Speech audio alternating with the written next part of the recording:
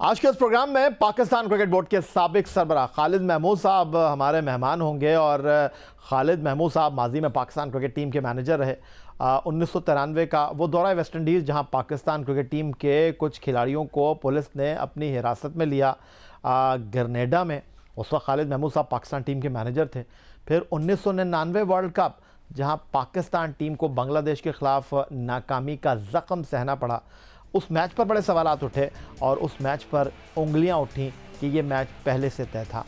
खालिद महमूद साहब बतौर चेयरमैन इन दोनों वाक़यात पर क्या कहते हैं, पाकिस्तान क्रिकेट में मैच फिक्सिंग के हवाले से खालिद महमूद साहब क्या कहते हैं, आज के इस प्रोग्राम में होगी इस पर गुफ्तगू। अब हमें स्टूडियो में ज्वाइन कर रहे हैं पाकिस्तान क्रिकेट बोर्ड के साबिक सरबराह खालिद महमूद साहब, जो कि माजी में पाकिस्तान क्रिकेट टीम के मैनेजर भी रहे। लेकिन इससे पहले कि हम खालिद महमूद साहब की तरफ पाकिस्तान क्रिकेट बोर्ड के इस वक्त चलने वाले उमूर के हवाले से बात करें, 1993 में जब वसीम अकरम की क़यादत में पाकिस्तान टीम ने वेस्ट इंडीज़ का दौरा किया था तो खालिद महमूद पाकिस्तान क्रिकेट टीम के उस वक्त मैनेजर थे।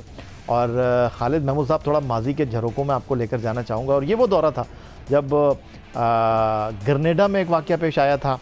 वसीम अकरम, आकिब जावेद, मुश्ताक अहमद, वक्कार यूनुस और आई थिंक इंज़माम उल हक, चार खिलाड़ी थे। ये खिलाड़ी जो थे उनको पुलिस ने गिरफ़्तार कर लिया था। क्या कहानी थी वो, ज़रा आपकी ज़बानी हम सुनना चाहेंगे, माजी के झरोकों में आपको लेकर जाएंगे।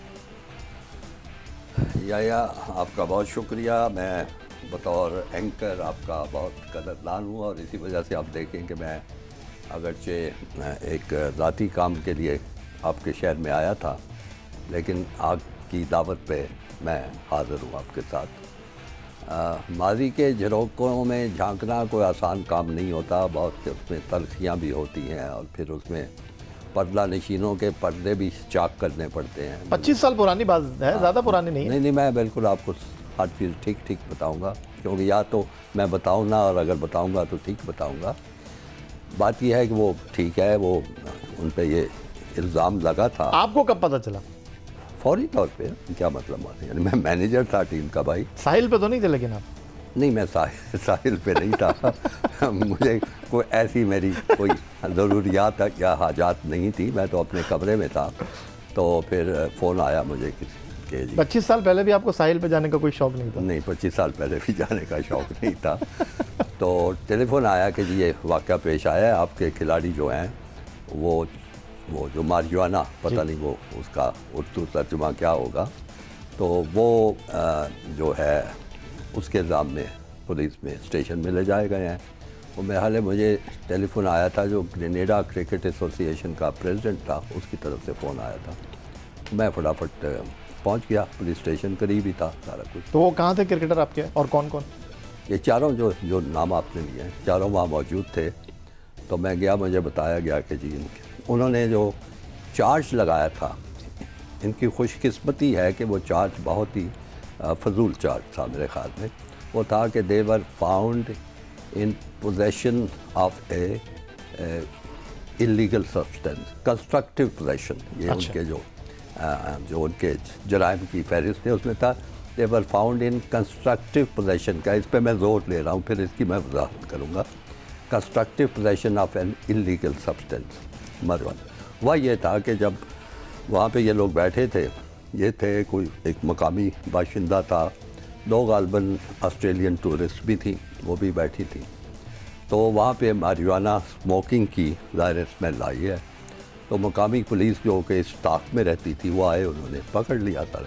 तो जो लोकल ग्रेनेडियन था जिसने वो सिगरेट मुहैया किए हुए थे, उन जो लड़कियाँ थी ऑस्ट्रेलियन टूरिस्ट, उसने वो फ़ौरन वो डिब्बिया जो थी वो फेंक दी बीच पे। पुलिस ने आए, उठाई और वो जो सिगरेट की पैकेट था वो इन चारों खिलाड़ियों पे डाल दिया। ना उन ऑस्ट्रेलियन लड़कियों को इन्वॉल्व किया, ना उस मुकामी बंदे को पकड़ा, इन चारों पे डाल दिया। तो ये सूरत हाल जो थी वो मेरे लिए बहुत ही नाकाबिले यकीन भी थी। ये तो मैं यकीन कर सकता था कि ये खिलाड़ी चूँकि इस किस्म की कोई चीज़ों के शौकीन होते हैं, कोई सिगरेट पी लिया या कुछ और कर लिया, अगर वो कहते हैं कि ये पी रहे थे तो फिर तो बड़ा सीधा सा मामला होता कि इनको ले जाया जाता किसी लैब में और टेस्ट करके अगर इनके खून में पाई जाती तो वो बात सीधी सी हो जाती। जब उन्होंने ये कहा कि ये कंस्ट्रक्टिव पोजेशन में थे इनके, मैंने पूछा कंस्ट्रक्टिव पोजेशन क्या होता है। उन्होंने कहा जी कोई ऐसी इलीगल सब्सटेंस किसी के ऐसी उसकी रेंज में करीब पकड़ा जाए और कोई और उसका वाली वारस ना नज़र आए तो जिनके करीब से वो पकड़ा गया है वही उसके ज़िम्मेदार हो। तो वो मुझे, चूँकि आप जानते हैं मेरी थोड़ी बहुत कानूनी बैकग्राउंड है, मैंने पाकिस्तान से भी लॉ पढ़ा है, हार्वर्ड लॉ स्कूल से भी लॉ पढ़ा है, तो मैंने उस सारे पॉइंट को नोट कर लिया। वो तो बहरहाल पुलिस स्टेशन में थे, फटाफट वहीं पे शायद मैजिस्ट्रेट आ गए और जमान वगैरह होके मैं इनको वापस होटल में ले आया। और फिर 2 दिन हम 3 दिन मुख्तलिफ़ लोगों से मिलते रहे।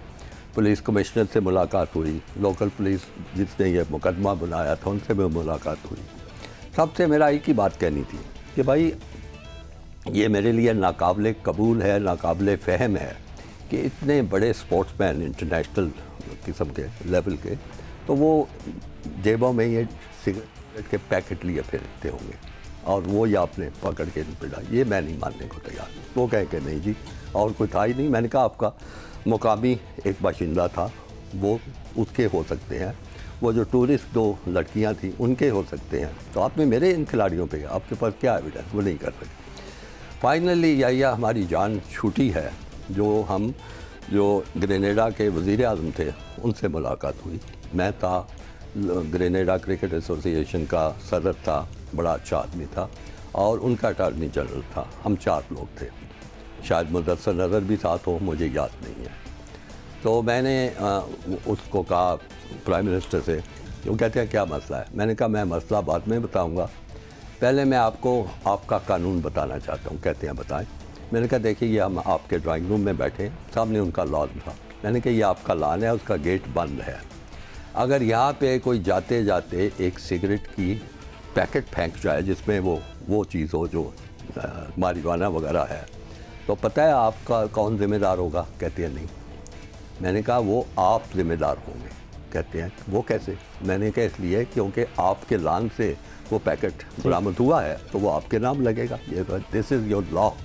कहते आई कांट बिलीव दैट। मैंने कहा नहीं बिलीव करते तो आपके अटॉर्नी जनरल साहब बैठे हैं, उनसे पूछ ले, वो उसका जॉन या कुछ नाम था। उसने कहा yes John what is it. उसने कहा Pakistani manager is right, this is the law. Constructive possession यही है कि आपके घर में लॉन में करीब से निकल आए तो वो कहते हैं for Jesus sake I can't believe that. मैंने कहा you have to believe that, क्योंकि कानून यही है। फिर मैंने उनको बताया कि आपके लॉन में से कोई चीज़ बरामद हो तो आप उस पर परेशान हो रहे हैं। तो मेरे खिलाड़ियों के ना कमरों से बरामद हुई है, ना उनकी जेबों से कोई चीज़ निकली है। वो तो एक बीच पे पब्लिक प्लेस है, वहाँ बैठे थे जहाँ पे कोई आता जाता भी पैकेट फेंक सकता है किसी और दूसरे का। यानी आप ये कह रहे हैं कि केस को आपने बहुत अच्छे तरीके से हैंडल किया। मैं ये कह रहा हूँ कि केस उन्होंने इतना कमज़ोर बनाया कि उसको हैंडल करना मेरे लिए कोई दुश्वार। लेकिन इस केस की दूसरी कहानी ये है, तस्वीर का दूसरा रुख ये है, कहा यह जाता है कि पोर्ट ऑफ स्पेन से एक कानूनी मुशीर को बुलाया गया जो जावेद मियादाद के बहुत बड़े मद्दा थे, और उन्होंने आकर इस तमाम सूरत हाल को हैंडल किया। जावेद मियादाद की मोहब्बत में वो आए थे, इन खिलाड़ियों का केस उन्होंने लड़ा, और जब ये खिलाड़ी बरी हो गए बाइज़्ज़त तौर पर, तो उन्होंने ये इल्ज़ाम जावेद मियादाद पर उल्टा लगा दिया कि उन्होंने हमें फंसाया। क्या इस बात में हकीकत है? जावेद मियादाद का कोई कसूर नहीं था, कोई उसके फंसाने वाली बात दुरुस्त नहीं थी। लेकिन आपको पता है कि जावेद मियादाद इससे पहले कप्तान थे और उनके दरमियान एक सख्त जंग सी चलती जा रही थी। क्रिकेट बोर्ड को चाहिए था या तो फिर इसको कोई ठीक मामला करता या फिर जावेद को एक तरफ कर देता अगर उनको कप्तानी से हटाया जा रहा है। यानी 93 के दौरे में एक सीनियर खिलाड़ी और जावेद मियादाद में रिफ्ट थी। जी बिल्कुल आपस में। लेकिन ना उसको यकीनी तौर पे जावेद इस बात पे परेशान थे कि वो 92 का टूर करके आए हैं, बड़ा अच्छा करके आए हैं और जीत के भी आए हैं, तो फिर उनको क्यों हटाया गया है। तो इसलिए उसका जवाब मैं तो नहीं दे सकता था, वो तो क्रिकेट बोर्ड के लिए, तो ये उनके ज़हन में थी।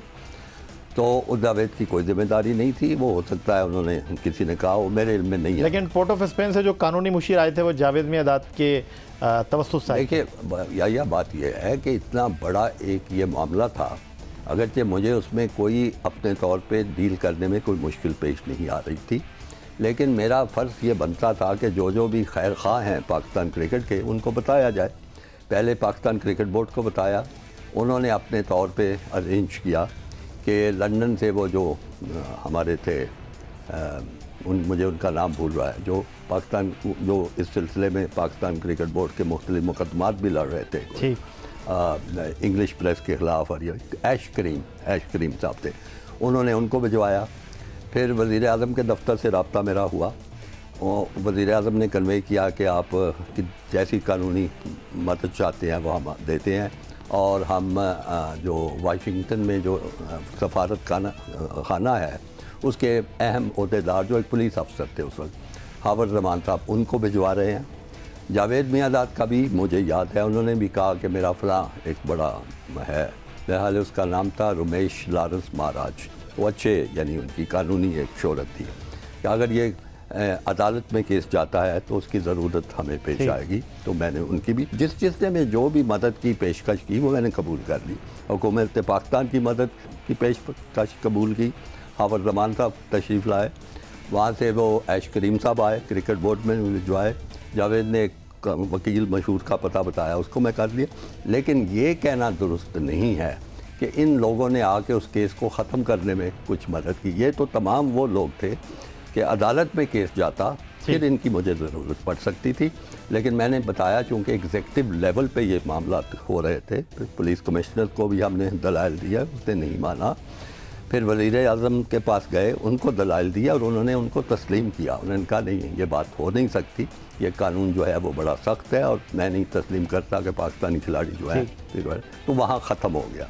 चूँकि वहाँ ख़त्म हो गया तो इसलिए मैं ये तो ज़रूर शुक्रिया अदा करता हूँ कि सब लोगों ने इसमें तावन किया। सफारत खाने के अफसर भी आए, लंदन से भी आए, जावेद के जो तलक वाले साहब थे वो भी आए, और बड़े अच्छे वकील थे, रमेश लाल महाराज, मेरी उनसे कुछ बाद में ख़त-ओ-ख़िताबत भी रही।